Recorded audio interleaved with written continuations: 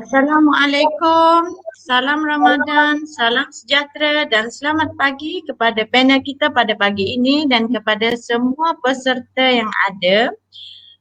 Alhamdulillah Allah SWT memberi kesihatan yang baik pada kita pada hari ini di bulan Ramadan yang mulia untuk menjalankan ibadah dan rutin harian kita. Di kesempatan ini saya ingin mengucapkan selamat menyambut bulan Ramadan dan selamat menjalani ibadah puasa. Program kita ni akan bermula sebentar lagi. Sementara kita nak menunggu rakan-rakan peserta masuk, mohon ramai-ramai pakat share, like dan bagi banyak-banyak love dekat program kita ni lah. Sekarang saya nak perkenalkan panel kita pada pagi ini, Ustaz Muhammad Ilyas bin Ismail yang merupakan pendakwa selebriti yang dikenali ramai. Program Distress yang akan saya bawa pada hari ini bertajuk Ramadan yang dirindui. Untuk makluman, program ini berada di bawah domain keseimbangan. Program ini anjuran Pejabat Pembangunan Wanita Negeri Kelantan. Diharapkan semua peserta bijak meluangkan masa anda untuk sama-sama mendengar perkongsian daripada Ustaz Muhammad Ismail pada pagi ini. Ustaz, tanpa membuang masa, saya serahkan kepada Ustaz Muhammad Ilyas untuk mengupas topik ini. Silakan Ustaz. Baik, terima kasih. Assalamualaikum warahmatullahi wabarakatuh. Bismillahirrahmanirrahim. Alhamdulillahirabbil alamin. Wassalatu wassalamu ala Rasulillah wa ala alihi wa sahbihi ajma'in. Qala rabbi shrah li sadri wa yassir li amri wahlul 'uqdatam min lisani yafqahu qawli.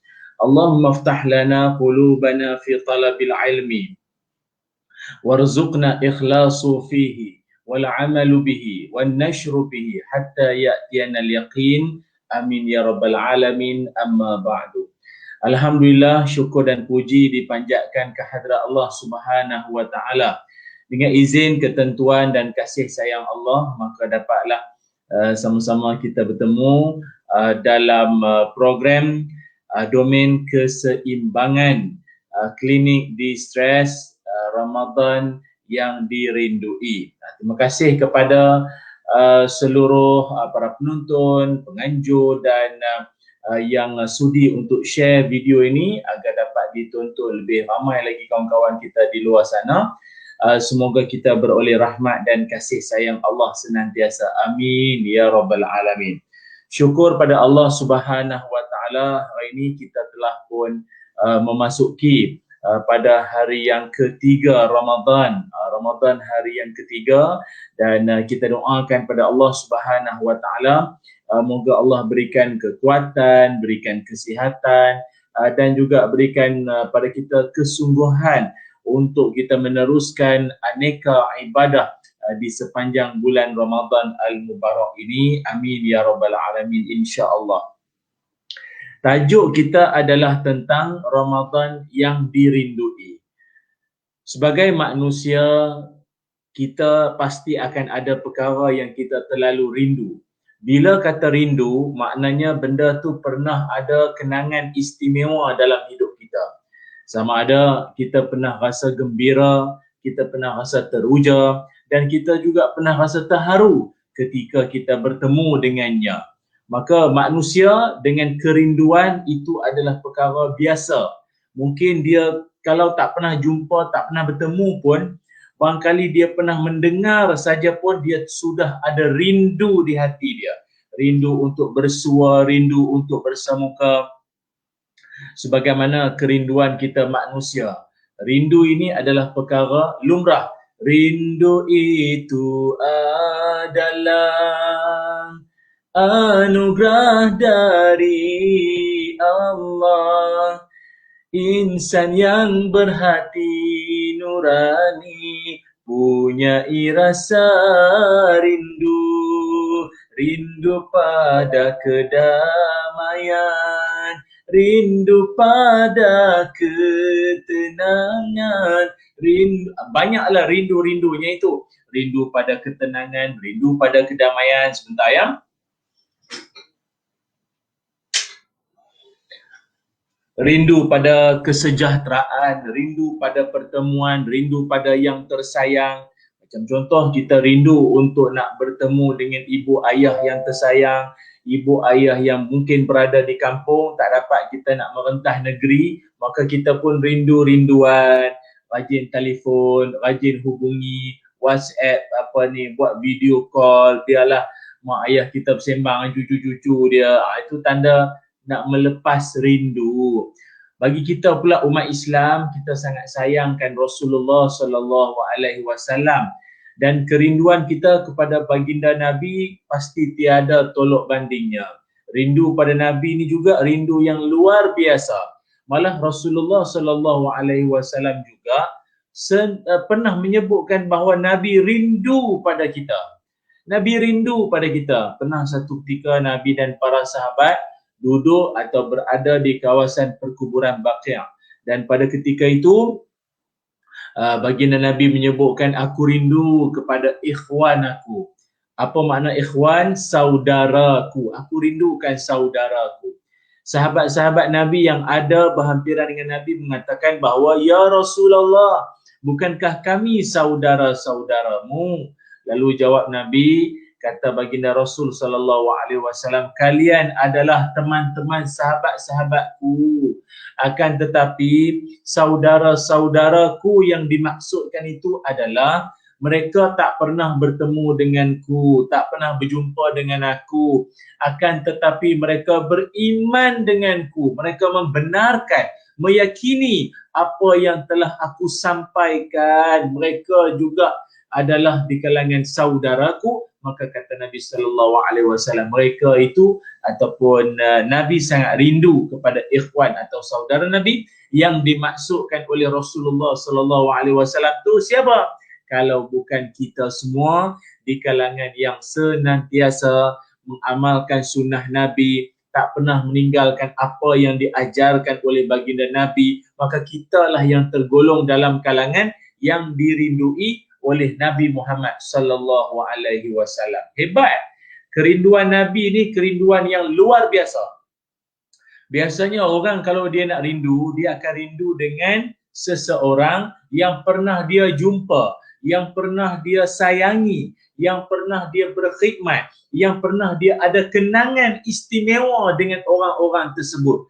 Akan tetapi Nabi Muhammad sallallahu alaihi wasallam, kerinduan baginda ini luar biasa. Nabi tak pernah bertemu dengan kita dan kita pun tak pernah bertemu dengan Nabi, tapi cinta dan rindu Nabi telah bersemi, telah bertemu dengan kita sejak dari dulu lagi. Ini merupakan suatu keistimewaan yang ada pada Rasulullah sallallahu alaihi wasallam. Dan kalau kita manusia pada hari ini ada perangai macam tu, agak ganjil, agak pelik. Peliklah tuan-tuan, mau tak peliknya? Anak kecil kita baru darjah 6, dia duduk termenung di tingkap rumah dia, termenungku sendiri mengenangkan apa. Mak dia tanya, hey, kau duduk menung apa tu? Kau duduk kenang ke siapa? Apa kata anak kecil kita darjah 6 tu? Dia kata, Mama, abang rindukan cucu-cucu abang. Astaghfirullahalazim, kau ni stres nak exam ke apa? Pergi cek suhu tu. Engkau baru darjah 6, jauh termenung, tiba kau cakap kau rindukan cucu-cucu kau. Nikah belum lagi tiba ada cucu. Kan pelik. Orang yang dia tak pernah jumpa dan tak pernah pun wujud dalam hidup dia lagi, tapi dia sudah ada rindu. Itu kita pelik. Tapi bagi Rasulullah sallallahu alaihi wasallam itu semua bukanlah suatu keganjilan, dengan izin Allah Subhanahu wa taala. Rupanya kita adalah umat yang bertuah kerana kita telah pun dirindui oleh Nabi Muhammad sallallahu alaihi wasallam sejak dari dulu lagi, bertuahnya kita. Sebab itu kerinduan adalah perkara lumrah bagi seorang manusia. Macam kita, bagi mak ayah ataupun teman-teman, rakan-rakan penonton yang mungkin telah ketiadaan ibu dan ayah, pasti rindu. Dia rindu pada mak ayah dia. Kadang-kadang kalau pergi kedai makan, dia pergi kedai baju, dia akan ada momen, saat-saat yang dia pasti dia tak boleh lupalah kenangan antara dia dengan ayah dia, dengan ibunya yang telah pun meninggal dunia. Bila dia tengok kuih-kuih di bazar tu, dia tengok kuih tu, dia teringat, oh ini mak suka ni, arwah mak suka kuih ni, tepung talam, tai itik, apa lagi, tai minyak, bukan, apa lagi, badak berendam, puteri mandi, tikam, apa tu, lompat tikam, lompat tikai. Dia tengok tu, dia ada rindu. Dia tengok tu, dia teringat mak dia suka makan ikan kasam, makan apa tu, ulam cicah budu, makan pula di kedai apa, nasi ulam cikgu. Allah, teringatlah arwah ayah dia suka sungguh makan gulai apa, itik apa, serati dengan nasi kukuh. Oh, beres. Sedap tu. Kalau bukan bulan Ramadan, sarapan pagi-pagi depan airport, makan nasi kerabu, makan, Allah, dia teringat ni arwah ayah dulu suka ni. Itu tanda rindu. Dia rindu bila dia tengok saja apa-apa barang, benda yang berkaitan dengan orang yang dia sayangi, maka kerinduan itu akan mula membuak-buak. Maka salah satu juga bentuk kerinduan kita adalah rindu pada bulan Ramadan. Ramadan di hati, Ramadan, ku mohon usah pergi, ku menantimu saban waktu, tudus jiwaku. Jadi bila orang dia rindu akan bulan Ramadan, maka dizahirkan dalam pelbagai bentuk. Ada orang dia menasyid, dia menyanyi, ataupun dia kembali buka balik apa tu, dia punya Quran besar, letak atas meja komposer tu, besar tu, dia buka balik. Tiap kali Ramadan, Quran besar tu pun dia buka lah. Itu tanda-tanda dia rindu dengan Ramadan. Syoknya bila bertemu dengan Ramadan, pelbagai kenikmatan, keberkatan yang Allah Ta'ala letakkan pada bulan tersebut atau bulan ini, iaitu Ramadan Al-Mubarak. Persoalan yang saya nak kongsikan dengan kawan-kawan semua, bila kita sebut tentang Ramadan, Ramadan Al-Mubarak, maknanya Ramadan yang penuh dengan keberkatan. Apa itu berkat? Berkat juga disebut birkatun, birkah. Berkat ataupun juga birkatun. Birkah maknanya tempat berhimpunnya air, tempat terhimpunnya air. Maka bila tempat yang berhimpunnya air tu disebut birkah, kalau barakah, tempat berhimpunnya ataupun terhimpunnya segala kebaikan. Sebagaimana kolam tadi dapat menghimpunkan air, maka Ramadan tempat berhimpunnya segala kebaikan. Terhimpunnya segala kebaikan dalam bulan ini. Dalam Ramadan lah adanya tadarus Al-Quran, dalam Ramadan lah adanya solat sunat tarawih, dalam Ramadan lah adanya sedekah, dalam Ramadan lah ada apa? Ada kesabaran, dalam Ramadan lah ada qiyamul lail, dalam Ramadan lah ada Lailatul Qadar, dalam Ramadan juga adanya i'tikaf, dalam Ramadannya dimakbulkan doa, dalam Ramadan juga segala yang kita buat dilipat gandakan, dalam Ramadan diikat syaitan, dibelenggu syaitan, dalam Ramadan dibuka pintu syurga, dalam Ramadan ditutup pintu-pintu neraka. Jadi ini semua merupakan keberkatan, kemuliaan yang ada dalam Ramadan yang menyebabkan kita senantiasa rindu untuk bertemu lagi dengan Ramadan. Itulah di kalangan orang-orang soleh, hinggakan mereka bercita-cita kalau boleh biarlah sepanjang tahun itu adalah Ramadan. Tapi benda mahal kan? Benda mahal ni dia payah dapat. Benda mahal ni dia sukar nak diperolehi. Maka dia tak boleh selalu ada. Dia biar mahal sikit, biar orang rindu-rindu nak jumpa lagi. Itu namanya Ramadan yang dirindui.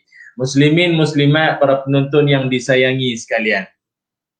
Ramadan kalau kita tengok dari segi makna ataupun maksud Ramadan tu sendiri, Ramadan datang daripada perkataan Ra Mim Dad, Ramad. Ramad, apa makna Ramad? Ramak tu maknanya panas. Ramak maknanya panas. Panas yang macam mana? Ada orang dia kata tak ada panasnya Ustaz, Ramadan kali ni hujan lebat. Ada yang viral video tu pecah cermin, ribut kuat sangat. Ada yang sampai peniaga bazar balik habis terbang dia punya kemah-kemah dia tu. Jadi mana yang kata panasnya tu? Ramadan ini juga selain daripada maksud panasnya cuaca, juga membawa erti panasnya Ramadan ini untuk membakar dosa-dosa kita. Untuk membakar dosa-dosa kecil kita. Dengan apa? Kesabaran kita. Rasa lapar, letih, lesu dan dahaga. Maka inilah yang akan membakar dosa-dosa kita. Panasnya itu Ramadan. Jadi ada juga para alim ulama meringkaskan untuk kita ni semua mudah faham. Ramadan itu maksudnya pada ejaan ataupun pada huruf-huruf Ramadan itu sendiri. Contoh, Ra, Mim, Dad, Alif, Nun. Ra, Ridwanullah, maknanya keredaan Allah. Inilah bulan yang mana penuh dengan keredaan Allah Ta'ala. Allah terima kita dengan seadanya sebagaimana yang kita sering berdoa dalam tiap kali solat sunat tarawih. Kadang-kadang imam akan baca Allahumma inna nas'aluka ridhaka wal jannah. Sesungguhnya kami ya Allah memohon padamu keredaanmu dan syurga. Itu. Jadi Ramadan adalah bulan keredaan ataupun bulan yang kita nak memohon Allah Ta'ala reda pada kita. Apa makna reda? Allah Ta'ala terima kita dengan seadanya. Yang keduanya, maghfiratullah. Mim, maghrifatullah. Maghrifatullah maknanya keampunan. Keampunan. Bulan Ramadan juga adalah bulan keampunan. Sebagaimana dalam hadis Rasulullah sallallahu alaihi wasallam bersabda, "Man shoma Ramadana imanan wa ihtisaban, ghufira lahu ma taqaddama min dhanbi." Siapa-siapa yang berpuasa dengan penuh keimanan maknanya apa? Dia yakin dan dia membenarkan apa yang Allah Subhanahu wa taala janjikan, dan wahtisaban, dia betul-betul berharap, dia berkira-kira setiap amal dia itu Allah Ta'ala akan perkenankan doanya, Allah akan berikan semua yang Allah janjikan itu. Maka hasil daripada puasa penuh keimanan dan juga pengharapan tadi itu, apa yang dia akan peroleh, iaitu ghufira lahu ma taqaddama min dhanbi. Allah Ta'ala akan mengampunkan dosa-dosanya yang telah lalu. Ini kelebihan. Kita dalam hidup banyak dosa kawan-kawan, banyak dosa kita dah buat. Kutuk penceramah, kita kutuk penganjur, kita kutuk mana sana sini, mak mentua, adik-beradik, saudara, mak menakan. Habis kita kutuk banyak dosa-dosa kita. Kadang tak cakap apa pun, lirikkan mata tu pun seolah nak menghina seseorang yang lain. Jadi Ramadan Allah datangkan sebagai bulan untuk kita sama-sama bersihkan diri kita daripada segala dosa. Sebab itu disebut bulan keampunan. Maghrifatullah, mim. Yang ketiga disebut dhamanullah. Dhamanullah. Apa makna dhamanullah? Jaminan daripada Allah Subhanahu wa taala. Jaminan daripada Allah ni dalam erti kata, macam kita berada di bulan Ramadan, Allah menjamin kita akan beroleh syurga, kita akan beroleh keampunan, kita akan beroleh malam Al-Qadar bagi orang yang bersungguh-sungguh berusaha beribadah. Allah akan ampunkan dosa-dosa kita. Itu dhamanullah, jaminan daripada Allah Subhanahu wa taala. Alif, al-fatullah. Apa makna al-fatullah? Kemesraan Allah. Allah bermesra-mesra dengan hamba-hambanya. Maknanya apa? Sebab itu kalau kita pernah dengar dalam hadis, baginda Rasul sallallahu alaihi wasallam menyebutkan hadis qudsi, ibadah-ibadah lain Allah sendiri kita akan diganjarkan dengan pahala, akan tetapi puasa, ibadah puasa, illa sauma fa innahu li, kecuali puasa ianya untukku, dan kata Allah, aku sendiri yang akan berikan ganjaran pahala puasa itu kepada hamba-hambaku. Itu maknanya kemesraan Allah Ta'ala. Malah kita ni dalam hidup disebut dua kegembiraan, farhatani, dua kegembiraan bagi orang yang berpuasa tu. Dia ada dua kegembiraan. Yang pertama, gembira ketika dia nak berbuka puasa, dan yang keduanya, gembira ketika menghadap Allah nak mengambil pahala ganjaran yang telah dijanjikan oleh Allah dan Rasul. Jadi dua kegembiraan ini, orang nak buka puasa, syok, best. Lagi berapa? Lagi 5 ke 10, 15 minit lagi nak berbuka. Oh, dia punya syok. Dia tengok kurma pun cukup dah. Dia tengok air katira ada. Dia ada murtabak telur basuh ada. Dia ada kuih tiaw goreng ada. Dia ada popiah basah, popiah kering, taufu fah, lompat tikam, tepung talam, semua serba-serbi maknanya apa dia punya kuih, hidangan juadah yang tersedia tu, yang terhidang tu, membuatkan dia rasa seronok. Bayangkan kemuncak pada ibadah puasa kita tu apabila diakhirkan dengan iftar, berbuka puasa tu merupakan kegembiraan rupanya. Dan satu lagi kegembiraan kita adalah ketika kita nak ambil pahala ataupun ganjaran daripada Allah Subhanahu Wa Taala kelak nanti di hari akhirat. Jadi dhamanullah, alfatullah maknanya kemesraan Allah. Nun, ni'matallah.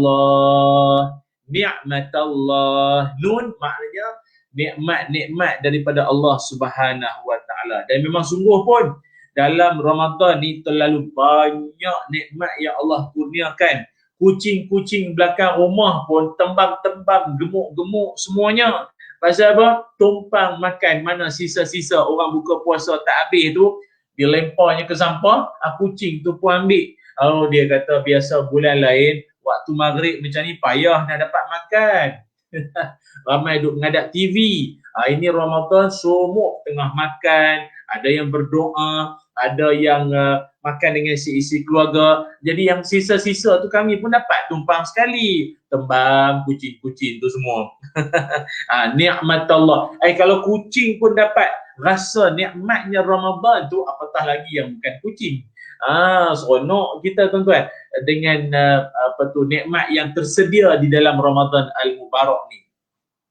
Saya dulu zaman belajar di Mesir dulu, ingat lagi kalau Ramadan ni bulan paling jimat duit lah. Bulan paling jimat duit.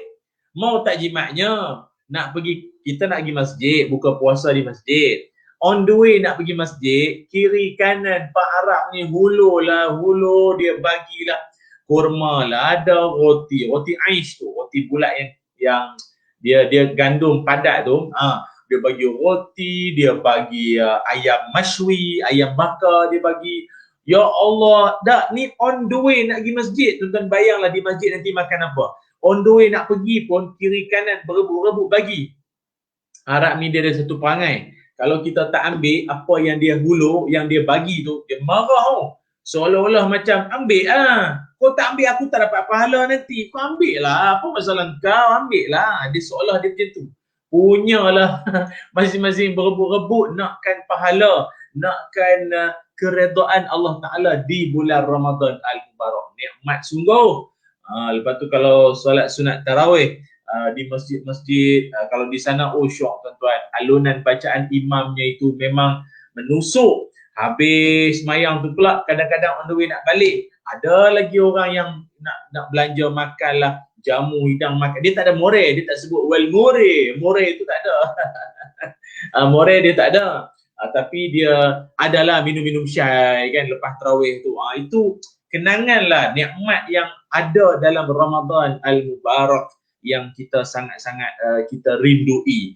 Maka kita juga di dalam bulan mulia ini telah pun berdoa dan kita telah pun memohon pada Allah Subhanahu Wa Taala.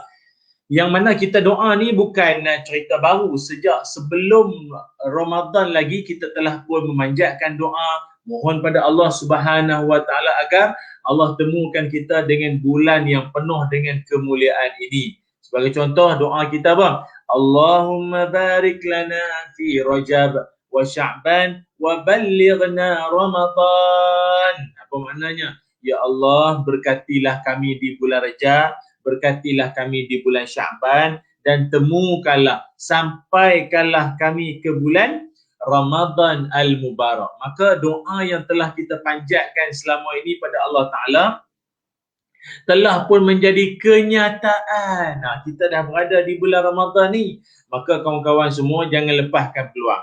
Jangan kita mengabaikan, mensia-siakan peluang Ramadan yang Allah Ta'ala telah sediakan kepada kita. Yang sebenarnya kalau nak ikutkan umat-umat dulu sangatlah teringin nak jadi umat Nabi Muhammad sallallahu alaihi wasallam. Apa sebab umat dulu pun teringin nak jadi umat Nabi Muhammad sallallahu alaihi wasallam? Ya Allah, nak jadi umat Nabi pasal apa? Sebab boleh dapat Ramadan. Dapat nikmat Ramadan. Amalannya sikit tapi digandakan pahala berlipat-lipat kali ganda. Wa amaluhu mudha'afatun. Dan amal-amal orang yang di dalam bulan Ramadan ini akan dilipat gandakan, akan Allah Ta'ala berikan gandaan pahala yang begitu banyak. Sampaikan tuan-tuan, bayangkan ya, Nabi Muhammad sallallahu alaihi wasallam menceritakan bukan setakat amal-amal lain yang sedekahnya, yang sembahyang sunatnya, yang ibadah lain.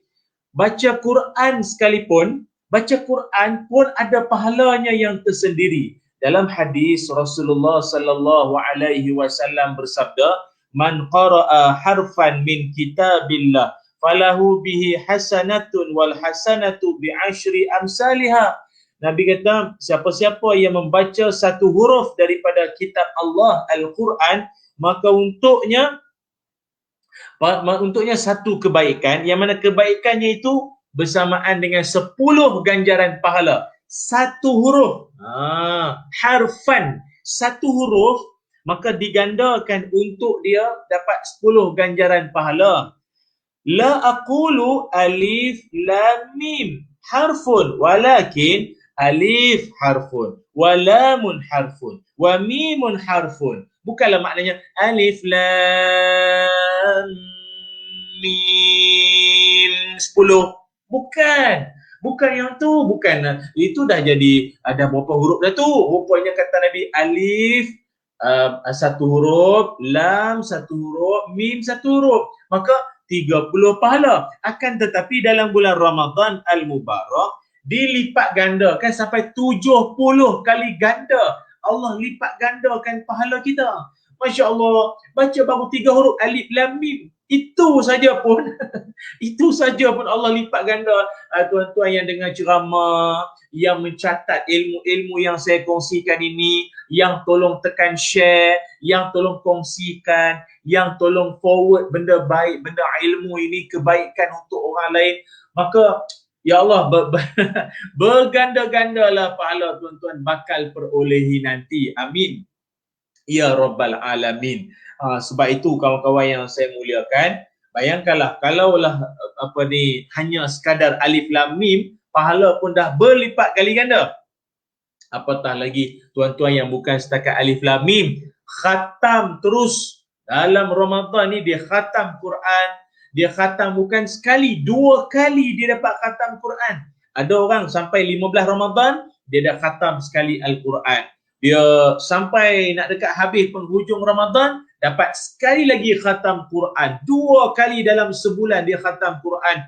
Masya Allah, Masya Allah. Ini tuan-tuan, Allah sayang ni semua. Allah sayang. Allah sayang kita semua. Allah sayang kita semua, kan? Yang ceramah Allah sayang, yang dengar ceramah pun Allah sayang. Allah Ta'ala akan bagi kebaikan berlipat kali ganda untuk kita semua. Amin ya Rabbal Alamin. Maka Ramadan Al-Mubarak merupakan bulan penuh kemuliaan. Dalam hadis Rasulullah sallallahu alaihi wasallam menyebutkan antara bentuk-bentuk kemuliaan bulan Ramadan Al-Mubarak yang sedang kita berada ini adalah di antaranya, kata baginda Nabi, wa futihat abwabul jannah wa ghulliqat abwabu jahannam wa sulsilatis syayatin wa fi riwayatin wa suffidatis syayatin. Kata Nabi Muhammad sallallahu alaihi wasallam, kemuliaan yang ada di dalam bulan Ramadan Al-Mubarak ini adalah Ramadan bulan di mana Allah Subhanahu wa taala buka pintu-pintu syurga dan Allah Ta'ala akan menutup pintu-pintu neraka dan syaitan-syaitan semua dibelenggu. Syaitan-syaitan dibelenggu dan diikat. Cuma persoalan jugalah sering tertanya-tanya di kalangan masyarakat kita. Apa makna syaitan diikat, syaitan dibelenggu tu? Banyak perbincangan alim ulama, biarlah saya ringkaskan untuk mudah faham. Ada ulama menyebutkan syaitan diikat, dibelenggu tu maknanya separuh daripada syaitan tu diikat. Maknanya bukan semua syaitan tu diikat dan dibelenggu. Separuh daripada syaitan tu dibelenggu. Ini pendapat daripada Al-Hafiz Ibn Hajar Al-Asqalani rahimahullah, kata beliau. Namun ada juga pendapat yang mengatakan bahawa yang dibelenggu syaitan-syaitan tu adalah syaitan yang taiko-taiko dia, yang yang ayahanda dia, yang besar-besar ni, yang senior-senior, yang ganas-ganas ya, yang kecil-kecil, budak-budak praktikal ni, budak-budak tarika ni ada lagi. Yang halu-halu itu masih berkeliaran. Itu pandangan ulama. Namun ada juga lagi yang menyebutkan kata bahawa diikatnya syaitan itu maknanya puasa dan ibadah, variasi aneka ibadah kita dalam bulan Ramadan inilah yang telah mengikat syaitan tu daripada mengganggu ataupun membisikkan atau menghasut kita atau mendorong jiwa kita untuk melakukan kejahatan. Habis dahlah kita sibuk dengan puasa, lepas tu sibuk dengan majlis ilmu, sibuk pula dengan tadarus Al-Quran. Penat, petang buka puasa, malam pula solat sunat tarawih. Habis solat sunat tarawih, ada setengah-setengah kawasan ataupun setengah-setengah ahli keluarga tu, dia sambung dengan tadarus lagi sebelum tidur malam. Esok pula bangun awal pagi, solat sunat 2 rakaat, lepas tu dia sahur, lepas dia sahur ada masa sikit lagi, dia baca istighfar, dia berzikir, kemudian dia solat fardu subuh berjamaah dengan ahli keluarga atau kalau ada kesempatan solat di masjid atau surau. Lepas tu dia pergi tempat kerja pula, di tempat kerja dia pula buat program majlis ilmu, dengar pula ceramah 2 jam kurang lebih. Habis dengan ceramah tu pula, nanti tengah hari pula dia solat fardu zuhur berjamaah, ataupun sebelum solat fardu zuhur berjamaah dia qailulah, dia tidur seketika sebelum masuknya waktu solat fardu zuhur. Lepas zuhur dia masuk kerja, dia buat kerja dengan penuh kesungguhan, dengan penuh itqan. Sebab apa? Dia dah segar, sebab tadi dia dapat qailulah, tidur seketika. Balik daripada kerjanya pula, dia sampai ke rumah, dia bersiap-siap, dia baca Quran apa sikit, kemudian dia bersiap sedia untuk berbuka puasa iftar. Lepas pada iftar dia solat maghrib tanpa melewatkan solat fardu maghrib tu sampai nak dekat masuk isyak baru sembahyang. Tidak, dia solat pada waktu yang awal, pada waktu maghrib. Selesai solat fardu maghrib, standby untuk solat isyak berjamaah. Habis solat isyak berjamaah pula, dia bersiap sedia untuk solat sunat tarawih. Maka begitulah yang berlaku dalam sepanjang Ramadan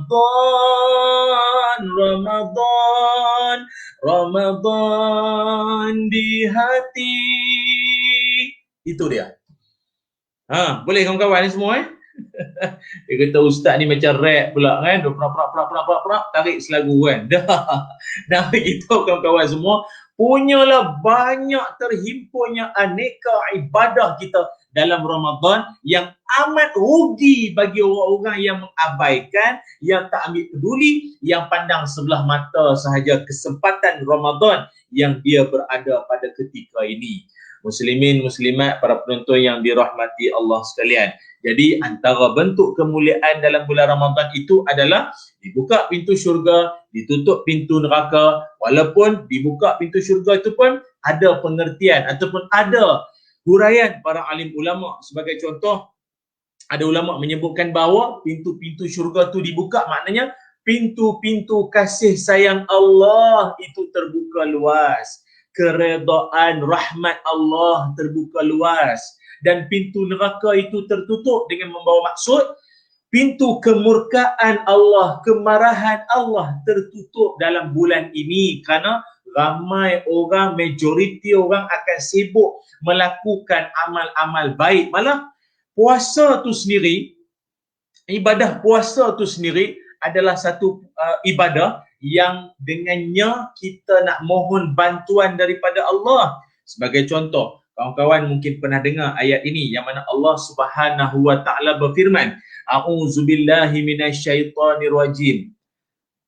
Wasta'inu bis-sabri was-salah wa innaha lakabiratun illa 'alal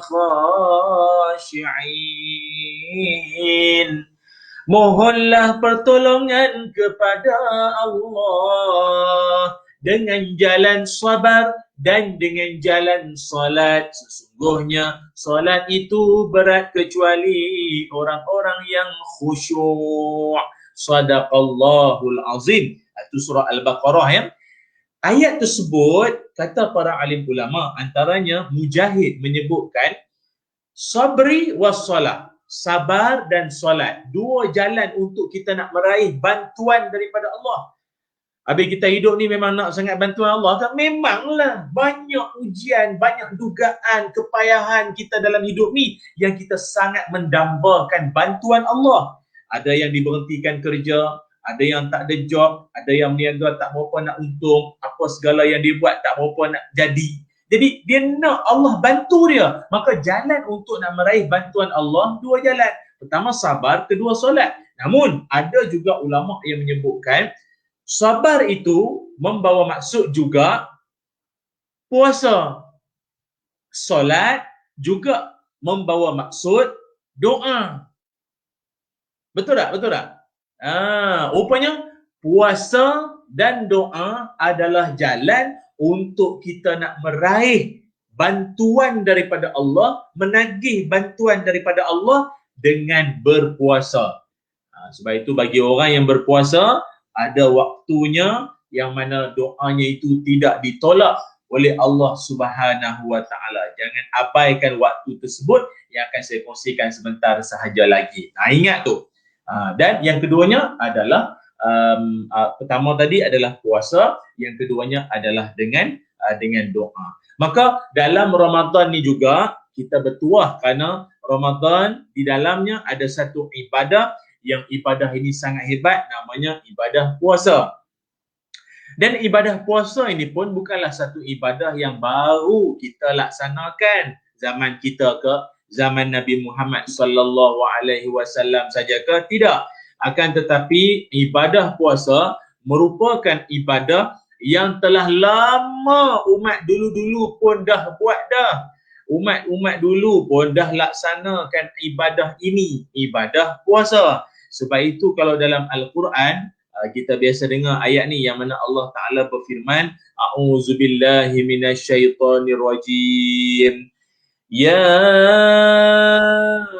ayyuhalladzina amanu kutiba alaikumus shiyam kama kutiba alal ladzina min qablikum la'allakum tattaqun. Sadaqallahul azim. Hei orang beriman, telah difardukan ke atas kamu berpuasa sebagaimana umat-umat sebelum kamu berpuasa. Moga-moga kamu jadi orang bertakwa.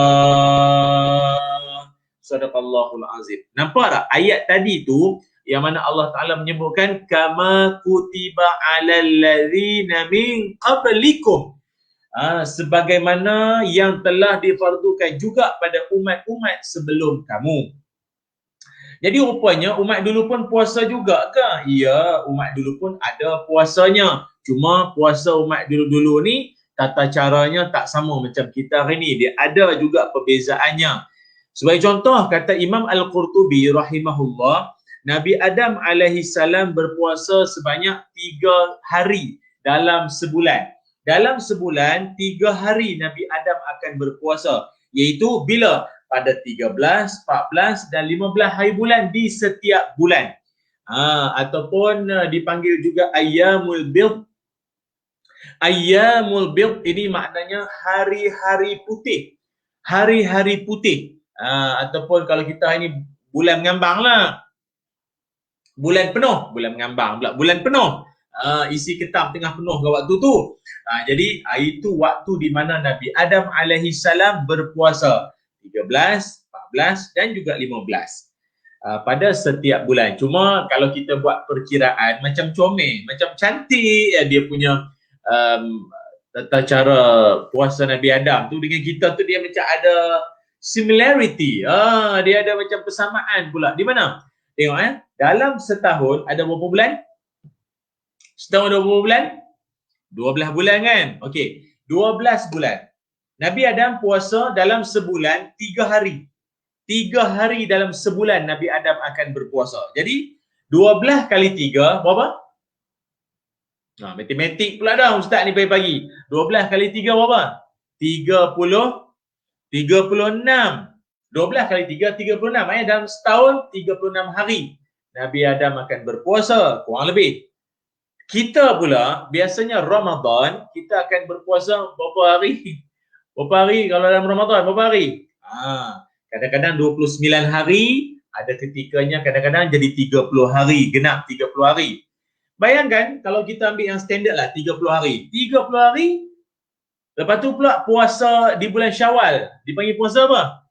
Puasa 6. Puasa 6 di bulan Syawal. Bermula daripada 2 Syawal dan seterusnya. Itu kan 6, kita 30 hari Ramadan, tambah 6 di bulan Syawal, 36. Lebih kurang juga kan? Lebih kurang. Itu Nabi Adam alaihissalam. Kemudian Nabi Isa alaihissalam dan umatnya berpuasa sebanyak 50 hari dalam setahun. Kemudian orang-orang Israel pun juga berpuasa. Namun puasa mereka adalah 40 hari dalam setahun. Dan juga Nabi Muhammad sallallahu alaihi wasallam, baginda Nabi berpuasa seumur hidup Nabi sejak dari difardukan puasa Ramadan sampailah baginda Nabi wafat. Nabi telah pun berpuasa sebanyak 9 kali, iaitu 8 kali sebanyak 29 hari dan sekali sebanyak 30 hari. Walau bagaimanapun dapatlah kita simpulkan bahawa puasa ini merupakan ibadah tertua di dunia, sebab umat dulu-dulu pun puasa juga. Dia banyak dalam dunia ni, ibadah-ibadah yang tertua di dunia ni banyak. Maknanya ibadah yang telah lama umat dulu-dulu pun juga buat. Saya ambil contoh ibadah korban. Ibadah korban pun umat dulu-dulu pun dah buat. Surah Al-Ma'idah ayat 27. Ini anda boleh semak sendiri ayat ni ya. Korban, surah Al-Ma'idah ayat 27. Yang kedua, ibadah tertua di dunia adalah ibadah solat, semayang. Sebab itu kita pernah dengar Nabi Ibrahim alaihissalam berdoa pada Allah Subhanahu wa taala yang bunyi doanya, Rabbi ja'alni muqimas salati wa min dzurriyyati. Ya Allah, jadikan aku dan zuriat keturunanku di kalangan yang mendirikan semayang, yang mendirikan solat. Jadi ibadah solat pun dulu-dulu pun umat dah pernah buat dah. Ataupun dalam ayat yang lain anda boleh rujuk pada surah Al-Muddathir ayat 40 hingga ayat 43 berkaitan tentang umat dulu dan solat. Yang ketiganya, ibadah tertua di dunia adalah ibadah puasa. Iaitu dirakamkan Allah Ta'ala dalam Quran surah Al-Baqarah ayat 183. Ini merupakan suatu kemuliaan yang patut kita kena ada rasa bertuah kerana kita berada pada bulan dan pada ibadah yang telah lama dilaksanakan oleh umat-umat terdahulu. Cumanya bezanya puasa kita dengan puasa agama lain, sebab agama lain pun dia ada puasa dia juga. Dia ada puasa dia juga. Kepercayaan ataupun agama lain dia ada juga dia punya jenis puasa dia lah, dia ada puasanya. Namun Nabi Muhammad sallallahu alaihi wasallam menyebutkan kepada kita bahawa yang membezakan puasa kita dengan puasa agama lain, Kata Nabi, faslu ma baina siyamina wa siyamu ahlul kitab aklatus sahar. Nabi kata yang membezakan puasa kita dengan puasa ahli kitab adalah pada makan sahur. Makan pada waktu sahur, itu yang bezanya. Kan? Baiklah kawan-kawan yang saya muliakan, sebentar sahaja lagi akan saya kongsikan Allahumma salli ala Muhammad, beberapa amalan-amalan dalam bulan Ramadan yang diajarkan oleh baginda Nabi Muhammad sallallahu alaihi wasallam yang kita sesekali jangan abaikan. Jangan kita pandang sebelah mata, yang kita pun buat lebih kurang saja. Akhirnya bila ibadah di bulan Ramadan ini dilakukan hanya sekadar asal-asalan saja, asal buat saja, maka patutlah bila keluar saja daripada Ramadan masih mulut jahat, masih perangai tak senonoh, ada saja kelakuannya itu yang tak disukai masyarakat. Tarbiyah Ramadan tak memberi kesan apa-apa pada jiwa dia. Mungkin kerana selama dia berada dalam bulan Ramadan, dia tidak benar-benar menghayati cara atau tata cara kaedah puasa ataupun menjalani ibadah Ramadan sebagaimana yang ditunjukkan oleh Nabi Muhammad sallallahu alaihi wasallam. Baiklah, saya mungkin nak bagi laluan sekejap. Kalau mungkinlah ada di kalangan penonton-penonton bertuah yang nak mengajukan soalan, saya berikan laluan, dan mungkin puan moderator boleh tolong pancarkan soalan kalau sekiranya ada. Kalau tak ada, kita akan iringi ataupun kita akan berikan selingan Allahumma salli ala Muhammad, kita selingan selawat lah. Kawan-kawan nak selingan selawat ke nak selingan nasyid? Tanya, of course lah nak nasyid dia kata kan. InsyaAllah tengok pada kesempatan kita belanjalah mana yang sempat ya. Okey, saya nak bagi laluan sekejap. Kalau mungkin puan moderator, kalau sekiranya ada soalan daripada penonton-penonton kita, kalau ada silakan ya.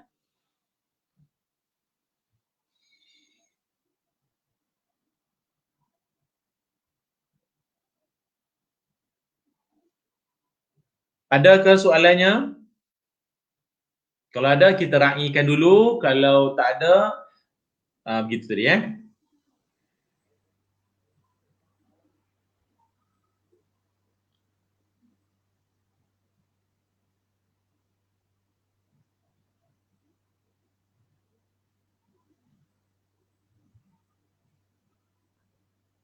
Adakah?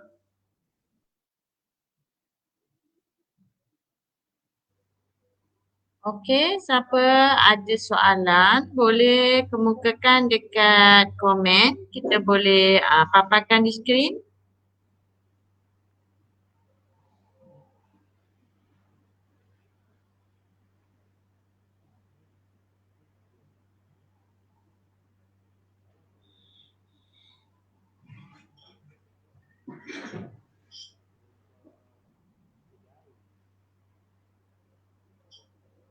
Adakah? Kalau tak ada tak apa, saya akan teruskan dulu. Mungkin soalan tu kalau ada nanti kita boleh bawa ke hujung rancangan kita ni nanti, atau mungkin sekitar dalam pukul 11 lebih nanti kita akan bacakan soalan-soalan ikut kalau ada lah. Boleh ya? Mungkin dia tak terfikir lagi soalan tu. Ada lagi soalan Ustaz? Mungkin lepas ni ada kot. Okey, baik. Okey, kalau belum ada, saya akan teruskan. Kalau ada nanti ni, kita akan bawa soalan tu di hujung perkongsian saya nanti, kita jawab sekali lalu saja nanti insya-Allah ya. Baiklah muslimin muslimat, para penonton yang dirahmati Allah sekalian. Jadi sebagai selingan. Saya ni kalau jenis kendalikan seminar ke kursus, saya tak akan terus menerus bercakap saja. Saya lebih selesa untuk ya. Okey Ustaz, kat sini ada Muhammad Farid mengajukan satu soalan. Soalannya berbunyi, bagaimana kita nak dapatkan, kita masuk ke kat sini dah, bagaimana kita nak dapatkan malam Lailatul Qadar?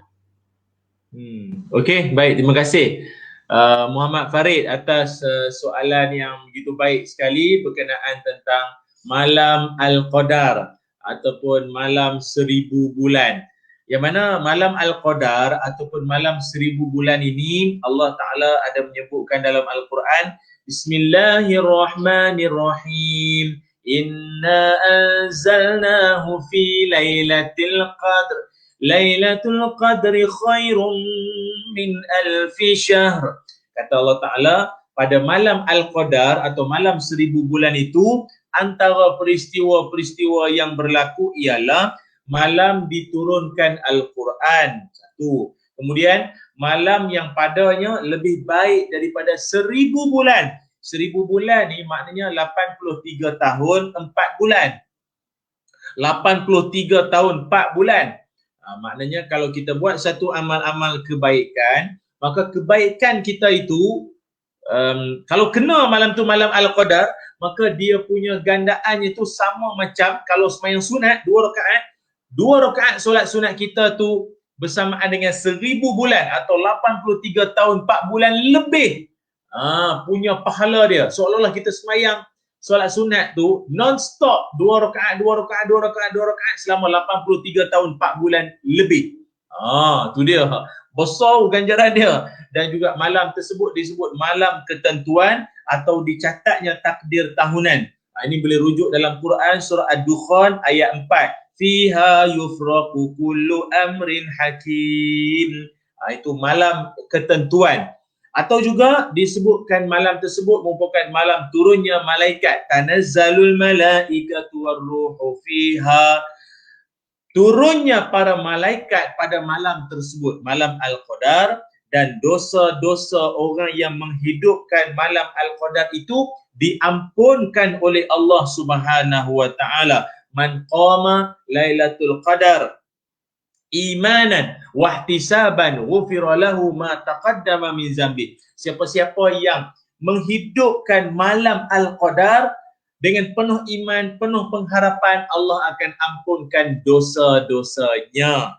Itu. Cuma persoalannya, bagaimana cara untuk kita nak dapat malam Al-Qadar? Mudah saja. Nak dapat malam Al-Qadar ni ialah dengan kita memaksimumkan usaha ibadah kita sedari awal Ramadan lagi. Sejak pada awal Ramadan, jangan tinggal pun satu malam dengan amal-amal soleh kita. Jangan tinggal pun satu malam. Dia ada kadang-kadang malam-malam tu kita akan rasa mengantuk, rasa tak larat, rasa berat. Itu juga kata ulama tanda-tanda malam Al-Qadar. Tapi kalau main tiap-tiap malam tak larat, dia kata, banyak malam juga Lailatul Qadar ni. Dah. Bukan tiap-tiap malam Lailatul Qadar. Engkau tu yang dah tak larat lagi dah. Jadi, tiap-tiap malam kita hidupkan. Jangan fikir yang besar-besar sangat kawan-kawan. Para penonton. Kita buat amalan pada malam-malam Ramadan tu, walau tak banyak tapi berterusan. Maintain buat. Yang Quran dibacanya, yang solat sunat didirikannya. Buat saja. Dia macam ni. Ada setengah orang, dia memang pemburu Lailatul Qadar. Dia memang pemburu. Pemburu ni, dia akan cari saja pada waktu-waktu tertentu. Dengar kabarnya 10 malam terakhir. Jadi dia cari 10 malam terakhir je. Sebelum nak ke 10 malam terakhir tu apa dia buat? Kadang ingat, kadang buat, kadang tak buat, kadang ikut mana dan lah. Dia ingat dia buat lah. Tapi bila nak 10 baru dia pulut. Jangan macam tu. Kita tak tahu. Kita tak tahu malam mana di bulan Ramadan itu berlakunya malam Al-Qadar. Saya selalu bagi analogi, bagi metafora, contoh macam ni lah. Orang yang minat sukan bola dengan orang yang dipaksa minat lain. Atau terpaksa minat bola lain. Orang yang memang dia ni terpaksa minat bola, mungkin suami dia minat, isteri tu tak minat, tapi dah suami suka, layankan je lah orang yang disayangi tu. Dia tengok, isteri tu tengok juga orang permainan ataupun game bola tu berlangsung, bagi orang yang tak minat main bola ni, apa yang dia tunggu? Yang dia tunggu apa? Yang dia tunggu bilakah jaringan gol akan berlaku. Saat gol tu dijaringkan, itu saja yang dia nak. Dia nak tunggu hak tu kan. Dia tunggu alah tak masuk. Nampak tak? Dia tunggu part tu kan. Bila tengah gelecek, tengah passing bola, sepakkan sudut, semua dia tak minat. Dia boring. Tapi bagi peminat bola, bermula daripada tiupan whistle, dia dah tak sabar-sabar lagi dia nak tengok macam mana skill-skill pemain-pemain di atas padang, macam mana teknik gelecek, macam mana cara dia passing bola, macam mana trik-trik orang nak dapat kad kuning, nak dapat kad merah. Dia suka tengok tu semua. Maka apa yang saya nak kaitkan dengan Lailatul Qadar ni? Kaitannya ialah kalau orang yang tak berapa nak minat sangatlah untuk nak ibadah dalam Ramadan ni, dia hanya tunggu bila nak 10 Ramadan, bila nak hujung-hujung Ramadan dia tunggu. Tapi bagi pencinta Ramadan, dia tak kira malam bila, dia tak kisah malam bila, tiap-tiap malam dia usaha setiap malam tanpa meninggalkan salah satu daripada doa yang digalakkan oleh Rasulullah sallallahu alaihi wasallam ketika ditanyakan oleh Sayyidatina Aisyah radhiyallahu anha, jangan tinggal doa ini. Allahumma innaka afuwun tuhibbul afwa fa'fu anni. Ya Allah, sesungguhnya engkau suka mengampunkan dan kau pun suka mengampunkan hamba-Mu, maka ampunilah aku. Itu dia. Doa tersebut jangan ditinggalkan pada malam-malam di bulan Ramadan al-Mubarak khususnya. Wallahu a'lam. Silakan Muhammad Farid ya, moga terjawab soalan tersebut. Silakan kalau ada soalan lain lagi.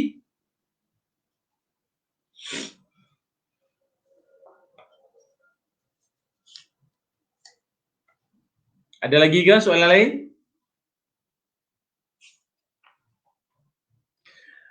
Okey, dia Danish. Waalaikumsalam. Sekiranya saudara kita meninggal dunia, selain bayarkan fidyah arwah, adakah waris perlu qada puasa untuk arwah? Tidak. Tak perlu gantikan puasa untuk yang telah meninggal dunia. Untuk arwah tak payah kita nak gantikan. Benda-benda yang kita ni sebagai waris ni, yang masih hidup ni, antara yang kita nak kena cakna, yang kita nak kena ambil berat, antaranya hutang-hutang yang masih ditinggalkan oleh orang tua kita dengan mana-mana individu lain. Macam semayang pula macam mana Ustaz? Semayang nak kena ganti tak untuk orang tua kita? Kan dia jatuh sakit, jadi mungkin dia tak solat selama beberapa waktu tu. Adakah kita kena gantikan solatnya juga tak? Dia panjang, pandangan ulama banyak tentang gantikan solat orang yang dah telah meninggal dunia ni. Jadi tak perlu nak ganti atau qadakan semula solat-solat yang ditinggalkan oleh orang tua kita tu akibat keuzuran dia dan sebagainya ya. Jadi tak perlu nak qadakan puasa untuk arwah. Yang pentingnya kalau kita buat amal-amal soleh yang lain, maka diniatkan pahala untuk orang tua kita yang telah pun meninggal dunia. Wallahu alam. Dia Danish, semoga terjawab. Silakan kalau ada soalan lain lagi.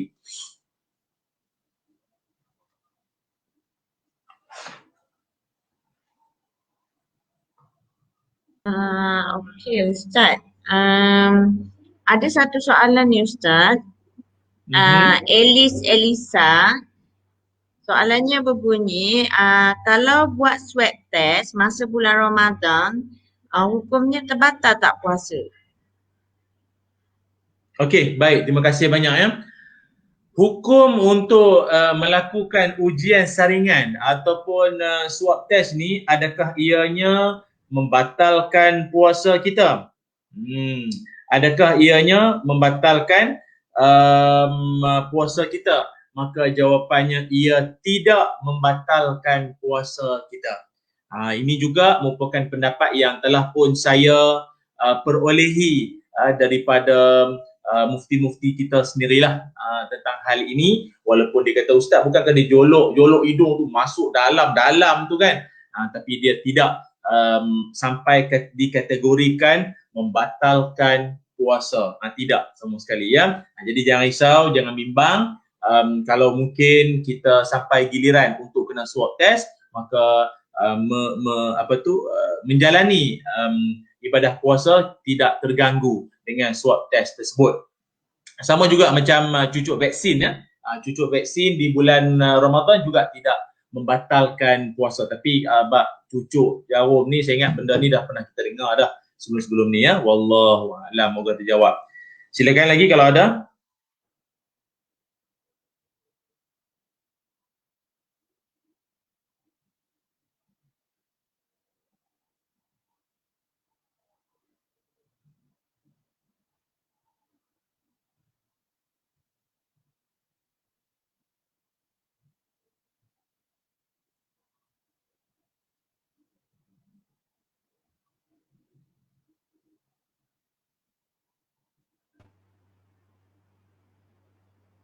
Ada lagi? Silakan. Kalau tak ada, saya akan sambung ya. Tak ada dah Ustaz, masa sekarang tak ada lagi. Okey, baik. Terima kasih. Okey, rakan-rakan, sahabat-sahabat yang saya muliakan semuanya, insya-Allah sebentar lagi kalau mungkin ada lagi soalan-soalan yang mungkin nak diajukan, yang sebenarnya kalau saya dapat jawab, saya jawablah. Bukan maknanya saya ni tahu semua benda, tidak. Yang dapat saya jawab. Tapi kalau saya tak dapat jawab, saya mohon mungkin nanti soalan tersebut dapat dibawa kepada yang lebih arif untuk menjawab persoalan tersebut. Okey, seperti yang saya katakan tadi, saya ni kalau kendalikan kursus, mana-mana seminar, jenis saya ni jenis tak suka untuk, ya saya. Ustaz, macam ni, ada satu soalan ni daripada Islamic Wellness Team Negeri Kelantan. Katanya dia bertanya, jika tim kami mengurut dan kerja berpantang di bulan Ramadan, kerja-kerja kami akan terlihat aurat sesama Muslim atau bukan Muslim. Apa hukumnya Ustaz? Sebabnya kerja diorang ni macam mengurut, macam menjaga orang dalam pantang lah selepas bersalin. Ya, betul. Terima kasih pada Zuzana Zul. Ya, betul. Bila kita dalam profession tertentu, maka dia dibolehkan untuk beberapa keadaan dengan syarat. Dia ada syarat dia pula. Islam ni bukan kalau kata boleh tu hantam sajalah. Tak boleh hantam sajalah, tak boleh. Dia kena ada dia punya tata caranya juga. Macam kita orang biasa, bukan profession kita dalam bab kesihatan, dalam bab kedoktoran ke ataupun jururawat ke, kita bukannya siapa-siapa dalam bab kesihatan orang ni, maka kita jangan sewenang-wenangnya untuk nak buat sebagaimana orang ni buat pula. Tapi kalau orang yang jenis dia ni mengurut, jaga orang-orang ataupun menguruskan kerja dalam wanita-wanita yang dalam tempoh berpantang, ibu-ibu yang sedang berpantang, maka dibolehkan untuk dia, contohnya dia nak nak urut ataupun dia nak rawat pada bahagian-bahagian yang aurat, kalau nak ikutkan dibolehkan, tapi dengan tujuan rawatan saja. Tak ada sakit bahagian tu saja selok lagi tengok. Tengok sikit awak punya paha. Tak boleh. tak boleh. Awak muka cantik. Aduh, paha. Tak boleh. Saja nak pergi tengok. Tapi memang dia ada sakit, dia memang pada bahagian tertentu tu urat dia tersimpul, maka kita adalah orang yang boleh untuk nak urut, kita boleh bantu untuk rawat dia, dibolehkan. Tapi dengan syarat hanya tempat tertentu sahaja. Tempat yang memang dia sakit, tempat yang memang dia ada masalah, untuk kita nak bantu dia, itu saja. Tak boleh lebih daripada tu. Jadi jangan risau dengan kerja yang tuan-puan laksanakan pada waktu ini, malah membantu ibu-ibu yang dalam pantang ni merupakan satu kerja yang baik. Kadang kita tahu kerana kelahiran, melahirkan umat, melahirkan ramai umat ni juga satu benda yang Nabi bangga, dan kita membantu ke arah itu. Tak adalah ibu-ibu dia risau, habis dia dalam pantang siapa nak jaga, mak pula duduk lain negeri, nak rentah negeri pula satu hal. Ada tim yang boleh mampu menguruskan orang-orang ibu-ibu yang berpantang ni, maka kerja menjadi mudah. Tapi dengan syarat yang saya sebutkan tadi ya. Wallahu a'lam.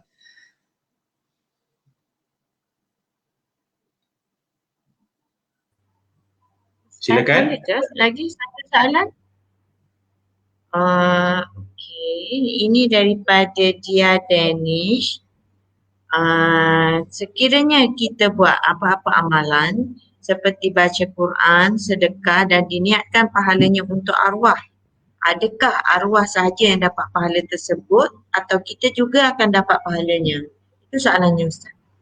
Oh, bagus soalan ni. Bagus soalan seorang mungkin anak yang baik, seorang muslimah yang bagus ni. Okey, bila kita buat satu amal soleh, amal kebaikan dan diniatkan pahalanya itu untuk orang yang telah meninggal dunia, sama ada orang yang telah meninggal dunia tu di kalangan orang tua kita ke ataupun mana-mana individu muslim yang dia ini kita rasa dia sangat dekat dengan kita, maka dia dah meninggal dunia dan kita baca Quran, kita sedekah ke apa, niatkan pahala tu untuk si arwah, maka jawapannya kita dapat pahala, si arwah tadi pun mudah-mudahan ada pahala untuknya juga. Contoh macam saya kan, saya kadang bila saya ceramah, ada ketikanya songkok kopiah jubah yang milik arwah ayah saya tu saya pakai. Dengan tujuan apa? Nak bagi moga-moga kopiah yang saya pakai ni yang milik asal ayah saya, bukan yang ni ada di rumah. Yang saya pakai ni mudah-mudahan ada pahala untuk arwah ayah saya. Jubah yang milik ayah saya tu saya pakai buat pergi ceramah, ajar orang, imamkan solat, berkhutbah. Mudah-mudahan pahala daripada pemakaian jubah milik arwah ayah saya tu ada pahala untuk ayah saya tu. Itu jadi maknanya jangan bimbang. Kita yang mengamalkan ni pun ada pahalanya, dan untuk orang yang kita niatkan pahala tadi tu, insya-Allah dengan izin Allah sampai pahala pada orang-orang berkenaan yang kita niatkan. Ya, dia Danish. Moga-moga terjawab soalan tersebut.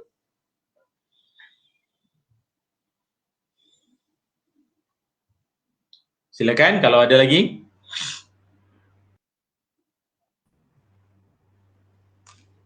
Itu saja Ustaz.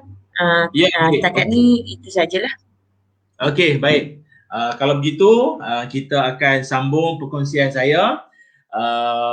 Saya biasa kalau kendalikan kursus, seminar ke apa, saya jarang untuk straight ceramah saja. Saya akan ada selingan lah. Selingan tu biasanya dalam bentuk aktiviti yang peserta-peserta semua kena buat, wajib buat, baru faham apa yang saya kongsikan ni. Dan selain daripada aktiviti tu, salah satunya kita akan ada aktiviti regangan sikit lah, regangan. Ramadan pun kadang kita buat je. Tapi ni sebab kita tak dapat nak bersemuka. Kalau kursus, seminar dengan saya, tuan-tuan baru tahu. 3 hari 2 malam, 2 hari 1 malam, ataupun 2 hari tanpa malam. Kita buat aktiviti tu, barulah tajuk tu, barulah isi konten tu sampai pada jiwa penonton ataupun audiens, peserta-peserta saya lah kebiasaan. Jadi salah satu yang pengisiannya, saya akan mengajak audiens kita sama-sama menyanyi. Menyanyi ni dia terapi dengan syarat lagu yang kita nak alunkan, lantunkan tu lagu yang ada message, lagu yang sememangnya ada makna yang mendalam untuk kita nak kongsikan bersama, lagu-lagu yang sesuai dengan message program kita. Tapi sekarang kita berada dalam Ramadan Al-Mubarak, saya pun nampak gayanya menerusi platform kita ni, saya one man show je, saya seorang kan. Jadi penonton-penonton semua hanya dengar, tak boleh nak respon dengan saya, hanya respon melalui soalan-soalan saja. Jadi tak apalah, saya nyanyikan lagu ini macam macam kumpulan intim pula jadinya, raihan pula. Tapi tak apalah, sebagai hadiah untuk kawan-kawan semua, terimalah sebuah lagu evergreen lah, nyanyian Raihan dan Manbai. Boleh ke? Boleh ke kita belanja selagu tak? Belanja letih, dengar ceramah je rasa letih pula kadang-kadang kan. kita santai-santai dengan satu lagu yang berjudul Harapan Ramadan. Tapi lagu ni tak ada muzik. Tak ada muzik. Saya nyanyi solo sajalah. Nak rakam silakan, nak simpan pun boleh. Kan? Cuma jangan viral sajalah. Payah kalau lagu yang saya nyanyi ni kalau viral, saya risau nanti Raihan marah, Irobani Hijah marah. Pasal apa? Habis sekarang penceramah semua bukan nak nyanyi habis semua dah. Habis kami nak kami nak jadi apa? Penceramah pula. Jadi tak apalah, ni gurau tuan-tuan ya. Terimalah lagu yang berjudul Harapan Ramadan. Kalau saya tengah menyanyi ni kawan-kawan pun ikutlah sekali. Ada lirik dia tu kat internet, Harapan Ramadan. Kalau dulu buka kulit album tengok lirik internet lah ni, Harapan Ramadan. Raihan sama Man Bai. Bukan Man Raja Lawak, Man Bai. Raja Lawak lagu lain pula nanti. Terimalah ya. Ku mengharapkan Ramadan kali ini penuh makna agar dapat ku lalui dengan sempurna. Selangkah demi selangkah, setahun sudah pun berlalu. Masa yang pantas berlalu hingga tak terasa ku berada di bulan Ramadan.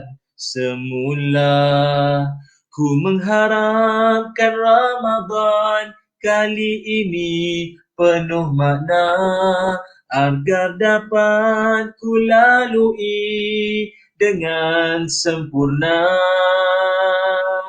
Puasa satu amalan sebagaimana yang diperintahnya. Moga dapat ku lenturkan nafsu yang selalu membelenggu diri, tiada henti-henti. Ku mengharapkan Ramadan kali ini penuh makna agar dapat ku lalui dengan sempurna. Ku mengharapkan Ramadan kali ini penuh makna. Tak ingin ku biarkan Ramadan berlalu saja. Tuhan pimpinlah daku yang lemah mengharungi segalanya dengan sabar. Itulah dia tajuknya Harapan Ramadan. Jangan ada tepuk tangan pula. Ni bukan Wazin. Mahizin, jauh sekali. Jadi lagu tadi tu sangat bagi saya lah, lagu tu sangat dekat di hati saya sebab dan di hati kita semua lah kot ya, kerana mesejnya menyebut berkaitan tentang kerinduan dan pengharapan agar Ramadan kali ini dilalui dengan penuh makna ataupun dengan penuh kesungguhan dan bukan lagi main-main yang kita yang kita sedang lalui pada ketika ini. Baik, muslimin muslimat yang dirahmati Allah sekalian. Lagu pun sudah, jawab soalan pun sudah tadi. Sekarang tibalah masanya untuk saya nak kongsikan dengan kawan-kawan yang saya muliakan semua, apakah di antara amalan-amalan ketika berada dalam bulan Ramadan Al-Mubarak ini yang sesekali jangan kita tinggalkan, jangan kita abaikan. Apakah amalan-amalan tersebut? Ni dia saya nak kongsikan dengan para penonton semua. Harap sedia dengan pen, kertas, dengan nota apa sajalah phone, dia lah ni pakai phone, dia catat dalam phone pun boleh. Apa peranti, alat peranti anda, gadget ada, apa saja, tulis catatnya. Yang pertama, ni dia, yang pertama, para penonton yang dirahmati Allah sekalian, yang pertama dalam Ramadan kita diajar supaya jangan tinggalkan sahur. Sahur jangan tinggal. Wajib ke? Tak, bukan wajib. Tapi dia amat digalakkan oleh Rasulullah sallallahu alaihi wasallam untuk kita buat. Maka dalam hadis Rasulullah sallallahu alaihi wasallam, baginda Nabi bersabda, tasahharu fa inna fis suhuri barakah. Kata Nabi, berpuasalah kalian semua kerana pada sahur itu adanya barakah, adanya keberkatan. Kata para alim ulama, antaranya Imam Nawawi rahimahullah dan ulama-ulama yang lain, maksud barakah pada sahur itu ada dua. Yang pertama barakah syar'iyah, yang kedua barakah badaniyah. Apa makna barakah syar'iyah? Barakah syar'iyah ni maknanya berkat pada waktu sahur tu sendiri. Maknanya kalau kita di waktu sahur, kita tidak mengabaikan waktu sahur itu dengan amalan-amalan syariat yang bagus-bagus patut kita buat. Istighfar, zikir, solat sunat dan juga doa. Itu yang kata barakah tu. Iaitu pada waktu sahur tu kita penuhi masa tersebut dengan istighfar, zikir, solat sunat dan juga doa. Ini waktu jarang-jarang kita dapat bangun, tuan-tuan semua tahu. Kalau selain Ramadan, payah nak bangun pukul 4 pagi, 4.30, 4.45, pukul 5, 5.30 pagi tu. Payah, biasa nak dekat subuh baru bangun. Ada orang dah subuh, Tok Bilal balik dah, baru dia bangun. Tok Bilal balik dah. Bukan Tok Bilal baru ketuk mic dah. Tok Bilal balik dah, baru dia bangun. Jadi sekarang dalam Ramadan, rugi amat bagi orang yang mengabaikan waktu sahur kalau dia tak buat 4 benda ni yang saya sebut tadi. Istighfar, zikir, solat sunat dan juga berdoa kepada Allah Subhanahu wa taala.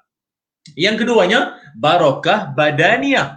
Apa makna barakah badaniyah? Berkat badan. Badan kita akan jadi sihat kalau kita jenis suka bersahur.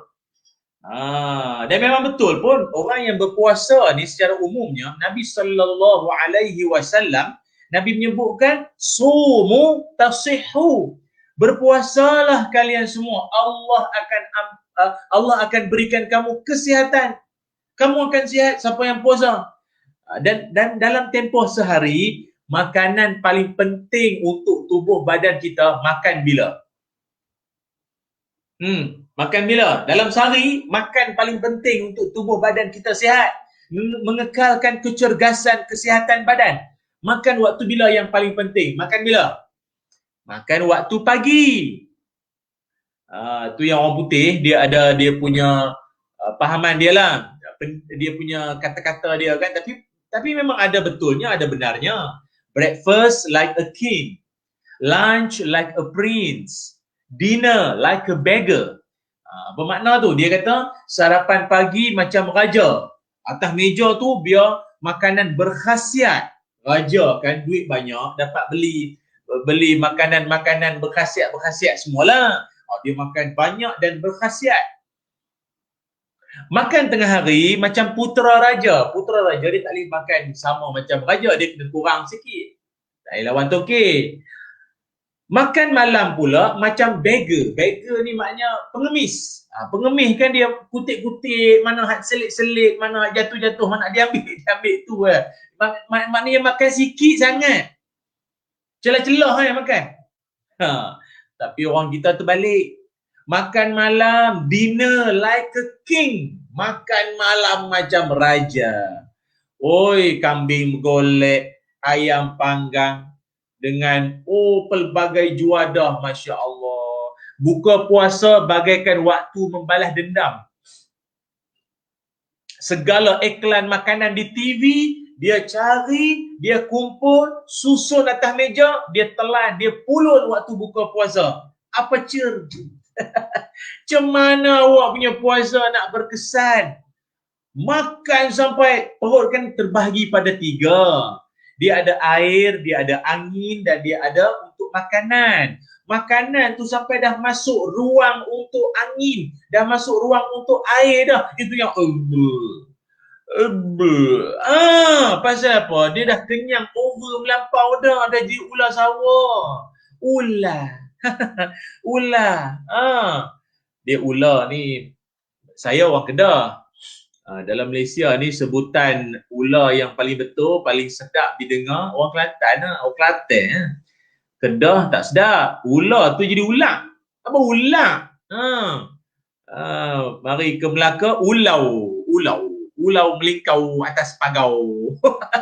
Dia jadi ulau. Mari ke Perak, ulo. Ulo. Mari Kelantan yang betul, ular. Ular. Walaupun hak mari tu anaconda, ular. Abe ular. Sedap dengan Kelantan kecek ular tu. Gurau-gurau nah. Jadi kalau dah makan sampai dah penuh, lebih limit dah tu. Jadi tak sihat puasa macam tu. Sebab itu kawan-kawan semua, ingat sahur ni makanan penting. Makan awal pagi yang penting untuk tubuh badan kita. Setengah orang dia kata, saya tak minat nak sahur-sahur lah. Sayanglah waktu pagi tidur lah, sedap pun makan. Buat pagi saya tak boleh masuk tak boleh nak masuk apa pagi. Kalau pagi-pagi tak boleh nak masuk makan, lepas tu dia sibuk cakap tentang soal diet, soal kesihatan, mimpilah. Ingat, orang yang jenis tak suka makan pagi, kalau selain Ramadan, breakfast. Kalau dalam Ramadan, sahur. Orang yang jenis tak suka makan pagi akan mudah terima 3 risiko. 3 risiko ni orang kesihatan buat kajian. Pertama sekali, risiko gemuk. Yang kedua, risiko sakit jantung. Yang ketiga, risiko kencing manis. Risiko gemuk, risiko sakit jantung, risiko kencing manis, brother. Aduh. Orang hak jenis tak suka sarapan ataupun dalam Ramadan sahur, orang tak suka makan pagi, itulah akibat dia. Sebab tu saya berpesanlah diri saya, kawan-kawan semua, paling-paling tidak pun rasa berat sangat, sayang sangat tidur tu, nak bangun sahur tu, sekadar bangun skoda. Bangun sahur tu, at least nak buat apa? Makan apa?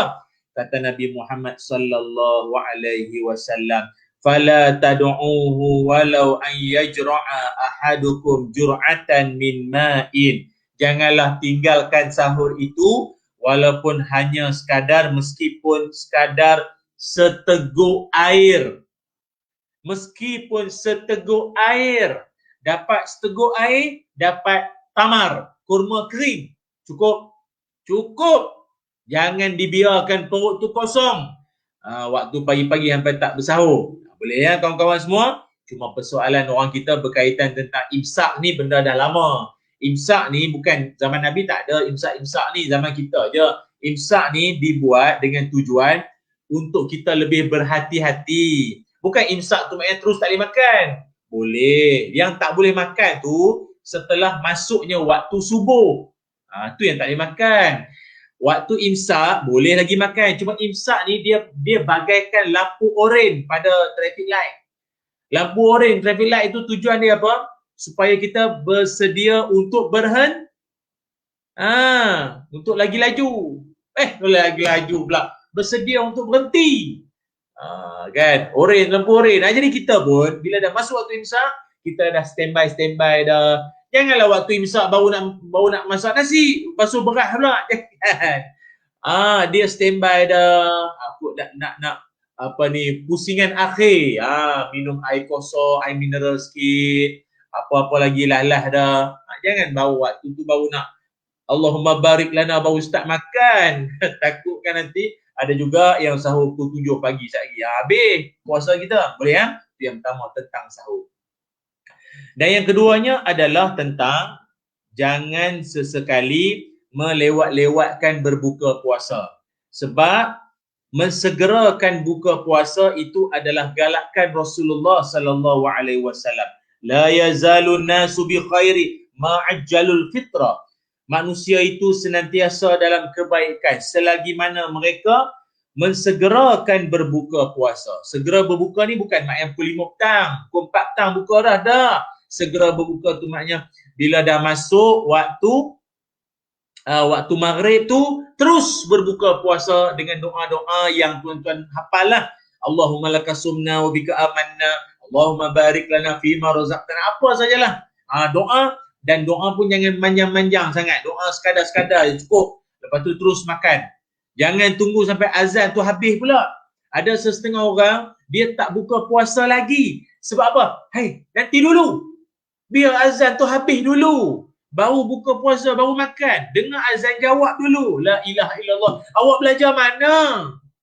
Mana awak punya sekolah? Mana ada kena tunggu azan sampai habis baru berbuka? Tak. Azan dilaungkan, masuk waktu maghrib, terus berbuka. Tak payah tunggu azan tu habis baru nak makan. Tak. Nabi suruh segerakan berbuka. Saya tahu ada di kalangan masyarakat kita masih berpahaman macam tu. Dia tunggu azan tu sampai La ilaha illallah. Entah-entah Tok Bilal tu dah buka puasa dulu dah. Mana nak tahu? Kadang sebab buka puasa tunggu azan ke masuk waktu? Buka puasa tunggu azan ke tunggu masuk waktu? Masuk waktu, bukan tunggu azan. Sebab kalau tunggu azan takut juga kan Tok Bilal tu lewat ke tertengok drama ke apa. Dia terlambat, dia tengok, ya Allah, aku patut azan maghrib ni. Oh, kesian kau orang kampung nak buka puasa. Tunggu masuk waktu, bukan tunggu azan. Kalau nak ikutkanlah. Tapi kebiasaan kita masuk saja waktu, Bilal kita biasanya akan terus lakukan azan. Segerakan berbuka puasa dan jangan dilewat-lewatkan. Dan makanan sebaik-baik ketika berbuka puasa ialah kana Rasulullah sallallahu alaihi wasallam yuftiru ala rutabati qabla an yusalli fa in lam takun rutabat fa ala tamarat. Nabi sallallahu alaihi wasallam berbuka puasa dengan beberapa biji kurma basah, kurma yang lembut-lembut. Kurma basah ni kurma apa? Yang duk buat tahnik ke budak tu, buat belah mulut baby tu. Tu kurma yang basah, yang lembik-lembik tu. Dan kalau tak ada kurma basah, Nabi akan makan juga tamarat, beberapa biji kurma kering, kurma kering. Namun kalau tak ada juga, Nabi akan minum air ketika berbuka puasa. Ini benda yang kita jangan abaikanlah ya, ketika berada dalam bulan Ramadan, galakkan daripada Rasulullah sallallahu alaihi wasallam. Baik, kita nak raikan. Kalau sekiranya ada soalan daripada penonton-penonton kita, silakan kalau ada.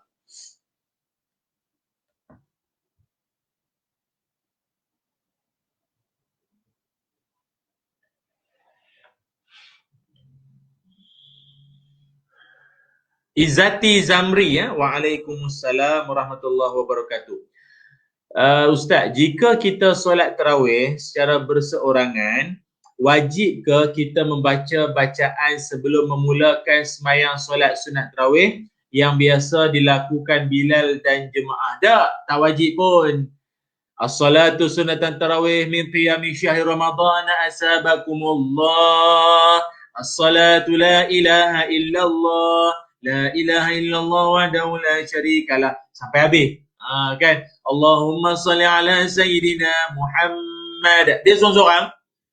Sallallahu alaihi wasallam alaihi. Allahumma salli ala sayyidina Muhammad. Sallallahu alaihi wasallam alaihi. Dia seorang. Kalau ramai-ramai di masjid disurau kan sallallahu alaihi wasallam alaihi.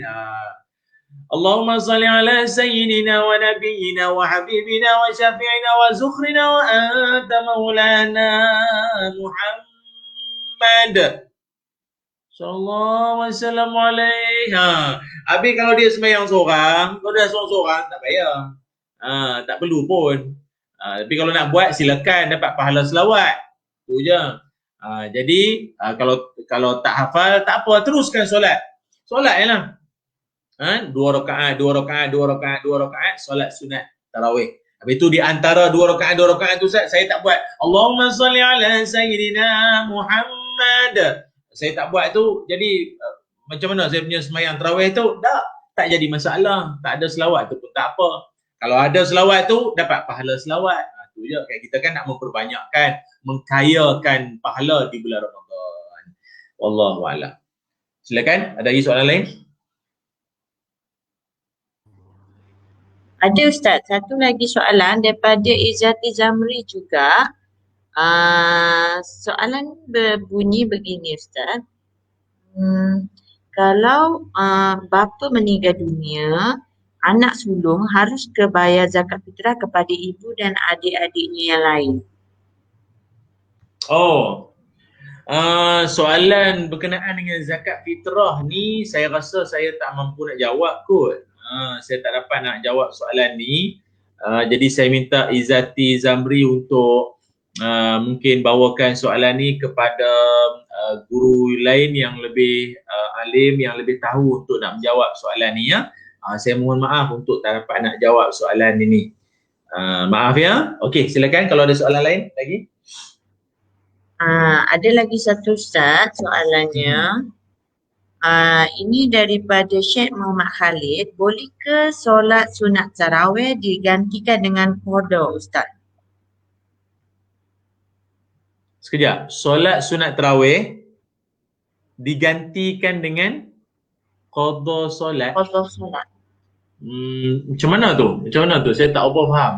Solat sunat tarawih digantikan dengan qada solat. Oh, maknanya waktu orang tengah semayang solat sunat tarawih tu, dia duk qada solat dia yang tinggal. Solat fardu yang ditinggal, macam tu.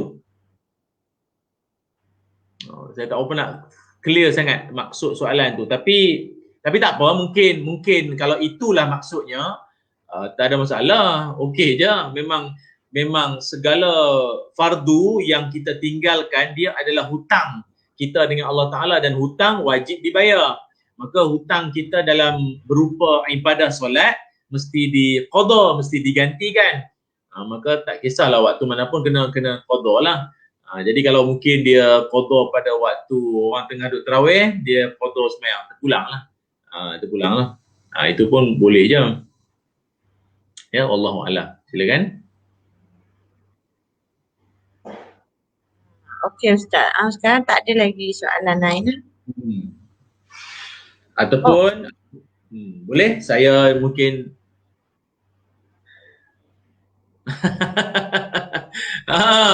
dia qada solat subuh. Syed Muhammad Khalid ni tambah qada solat subuh. Iyalah tu macam saya kata tadi itulah. Boleh je, tak masalah. Niat niat qada solat subuh Allah, pagi tadi dengan sahur tak bangun, subuh pun habis jam, pukul 7 baru bangun.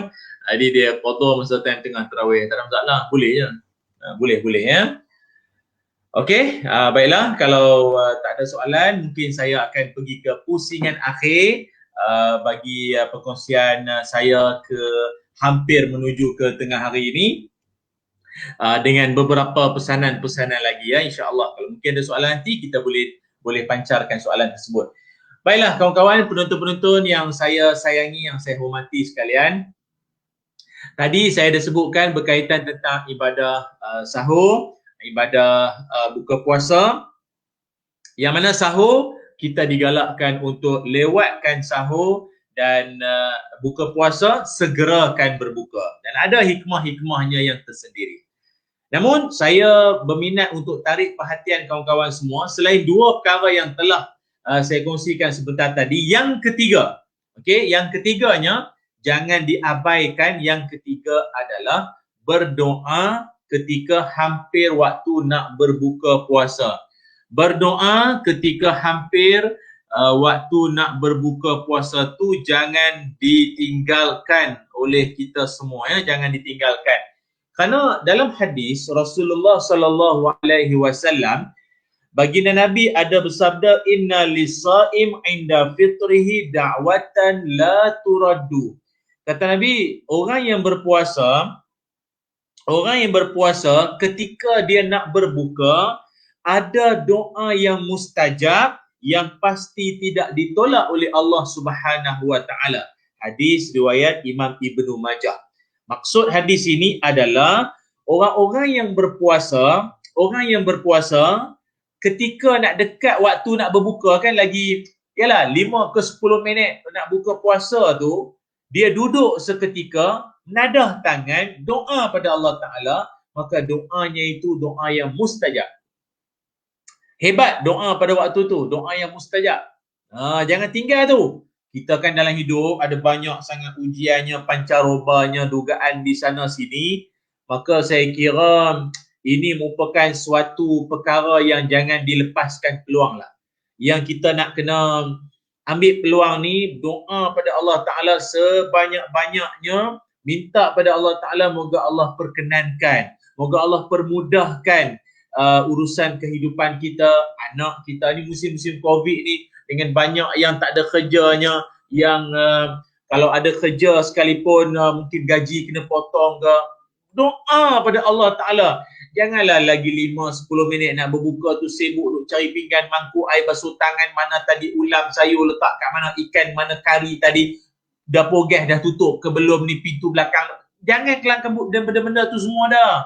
Kalau boleh kalau boleh pada waktu yang dekat-dekat nak berbuka puasa, itulah kita rebut peluang berdoa seisi keluarga, masing-masing nadah tangan, doa ke Allah Ta'ala, mintalah dengan apa jua permintaan pada Allah pada ketika itu, Allah mustajabkan, Allah akan perkenankan. Tu dia ya, doa pada ketika hampir nak berbuka puasa. Lalu selain daripada tu juga pesan saya yang ke berapa? Yang 3 tadi kan, yang keempat, yang saya kira yang terakhir lah ya, yang keempatnya adalah iaitu kita berpuasa jangan hanya sekadar puasa, tidak makan dan tidak minum semata-mata. Akan tetapi puasa kita juga mesti jaga apa? Dalam hadis Rasulullah sallallahu alaihi wasallam bersabda, "Laisa siyamu minal akli wasyarab, innama siyamu minal laghwi warrafathi." Kata Rasulullah sallallahu alaihi wasallam, sabda Nabi, puasa bukan hanya menahan diri daripada makan dan minum saja, akan tetapi puasa adalah menahan diri daripada perkataan yang lalai, daripada perkataan yang berunsur lucah, cakap benda yang bukan-bukan, apatah lagi maki hamun, menipu, menfitnah, kecam orang, melaknat orang. Maka mulut yang jenis-jenis macam ni, dia akan membatalkan pahala puasa. Ini satu benda yang menarik untuk kita kongsikan. Setengah-setengah orang dia hanya sibuk fikir tentang perkara yang batal puasa.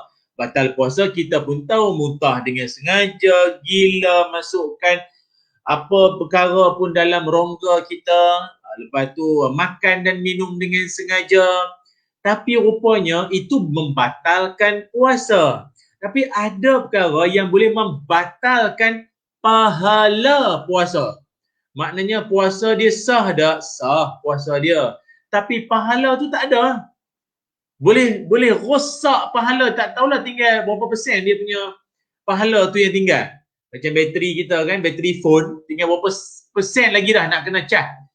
Jadi kita pula habis letih seharian puasa, berapa persen je pahala kita dapat? Entah-entah hangus. Habis. Akibat kerana mulut tak ada insurans, mulut jenis tak pergi sekolah, mulut tahu maki hamun, mengutuk, mengumpat sana sini orang, maka habis macam tu ya pahala-pahala puasa yang telah kita bikin, yang telah kita sama-sama laksanakan sejak daripada masuknya subuh pagi tadi sampailah nak berbuka, habis macam tu pahala kita. Walaupun puasa kita sah, tapi pahala puasa takut dikhawatiri boleh jadi zero, boleh jadi kosong. Maka dalam Ramadan atau puasa dalam Ramadan ini sebenarnya banyak mengajar kita tentang erti kesabaran. Sabar, jadi orang yang banyak bersabar. Kalau rasa diri kita dah penat, dah letih sangat puasa di Malaysia ini, kenangkanlah, bayangkanlah dan imbaulah kawan-kawan kita yang mereka berpuasa pada kedudukan negara-negara yang jauh lebih dahsyat. Tempoh puasa mereka jauh lebih panjang berbanding dengan kita. Jauh lebih lama daripada kita tempoh puasanya. Sebagai contoh, di Rusia. Rusia mereka berpuasa selama 19 jam. Dia sahur kurang lebih jam 1.50 pagi dan dia akan buka puasa pada jam 8.56 malam, kat pukul 9. Orang sibuk terawih, dia orang baru buka puasa. Orang tengah malam tidur, dia orang tengah malam sahur. Lama. Rusia 19 jam dia punya puasa. Kalau di Norway pernah sampai puasa 20 jam. Ui ya Allah, hijau muka tau. Lama puasanya tu. Itu di Norway. Kawasan di negara di Eropah sanalah. Kalau di Greenland pernah satu ketika dulu ni mereka puasa, umat Islam di sana puasa sampai 21 jam. Masya Allah. Sehari kan 24 jam. Dia orang puasa sampai 21 jam. 2 suku pagi mereka akan bersahur dan buka puasa jam 11 suku malam. Ya Allah. Mereka hanya ada 3 jam saja tahu. 3 jam saja nak qiyamul lail, nak buka puasa, nak tarawih. Itulah 3 jam itu. Ya Allah. Habis-habis tarawih dah sambung sahur pula. Ya Allah, maka kita yang duduk di Malaysia ni kurang lebih tempoh puasa kita 13 jam. Tak payahlah nak merasa sangat melampau sedih, letih ke apa, tak payah nak merungut sangat. Tengoklah kawan-kawan kita di luar negara yang jauh lebih dahsyat. Maka kita yang berada di sini, puasa mengajar kita tentang erti syukur, erti sabar, erti ikhlas dalam ketika melaksanakan ibadah puasa ini. Baiklah, jadi saya kira mungkin keseluruhan poin telah saya kongsikan dengan semua para penonton-penonton yang dikasihi semua. Saya mungkin berikan laluan pada moderator kalau nak raikan soalan-soalan daripada penonton kita jika ada. Ya, jika ada. Kalau dah pun tak ada soalannya, kita akan akhiri dengan selawat beramai-ramai nanti insya-Allah. Silakan.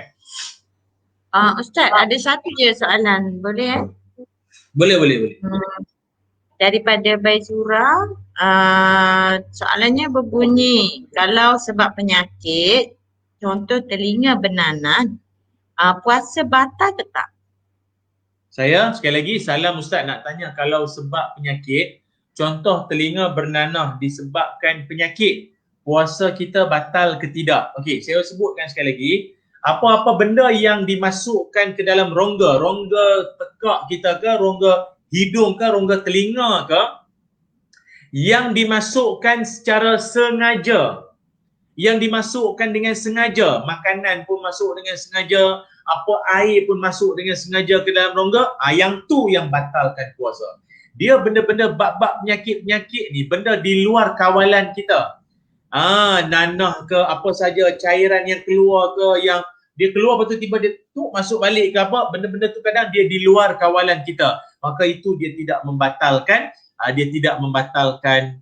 puasa. Contoh macam satu lagi, macam kahak. Macam orang yang mungkin musim-musim hujan ni kadang dia sesema, dia bersin, lepas tu dia ada kahak.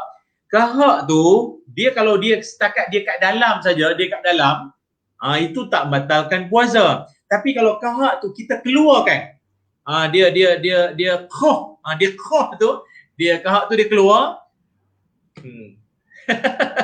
Lepas tu pergi telan pula. Kan? Kita yang dengar ni rasa seram, rasa geli. Tapi ada setengah orang dia tak kisah, dia telan balik. Kalau dia telan tu batal. Walaupun kahak tu daripada badan dia sendiri, tapi dia dah macam dah dikira benda asing, benda luar dah. Bila dia telan, batal. Dia kena buang terus, jangan duk telan balik pula ya. Itulah dia. Wallahu a'lam.